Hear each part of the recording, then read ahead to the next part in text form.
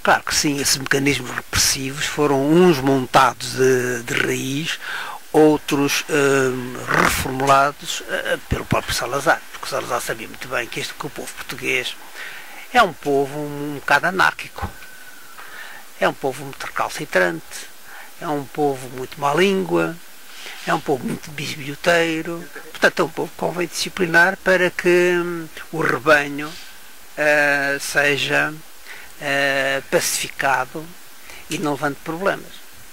E portanto montou esses mecanismos e normalmente, basicamente, foi a polícia política, que já vem de trás como evidência polícia política. Ele não criou o PID, deu-lhe esse nome e modernizou, reestruturou, etc. Depois criou-se a Legião Portuguesa, que era uma organização um pouco a lembrar as organizações paramilitares, com um certo espírito militarista, que era precisamente para enfrentar um pouco o exército, para ter ali uma força que desafinasse, entre aspas, dos comportamentos do exército, para que o exército não fosse tentado a fazer golpes ou coisa, por exemplo, para ele o controlar. Depois criou uma cidade portuguesa, que era uma maneira de tentar nas escolas começar já a manipular e a controlarem para o regime as crianças.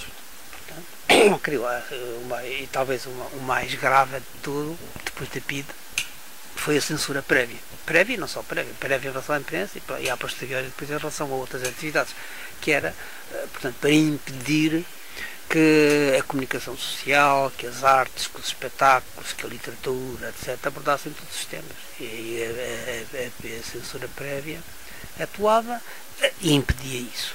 Realmente só era divulgado aquilo que convinha ao regime. Portanto, ele montou essas máquinas e montou-as bem, e eram máquinas que funcionavam, portanto eram eficazes, sobretudo a PIDE. E a PIDE não era aliás, a Irene Pimentel tem até publicou um livro muito interessante sobre toda a estrutura da PIDE, em que ela demonstra que a PIDE não era assim um grupo de analfabetos que andavam por aí aos tiros e a matar pessoas ou a prender, não.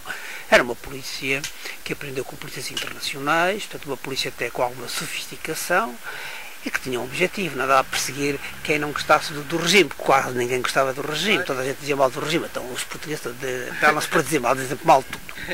Agora, o problema era separar aqueles que eram apenas revolucionários de café, como se chamava o Salazar, e portanto que eram inofensivos, podiam dizer mal à vontade, não tinha problema nenhum, e aqueles que eram perigosos. Quem é que eram os perigosos? Normalmente eram os indivíduos que eram ligados ou membros do Partido Comunista, porque o Partido Comunista Português é que era realmente a grande força organizada internamente, ligada externamente a todo o bloco do leste, portanto era realmente uma grande ameaça porque tinha condições para perturbar o funcionamento do regime, e coisa que sempre se fez, sempre houve no consulado do Dr. Salazar, sempre houve tentativas de golpe de Estado, de pequenas revoluções, isso aí o homem também não teve uma grande tranquilidade. Não, é verdade.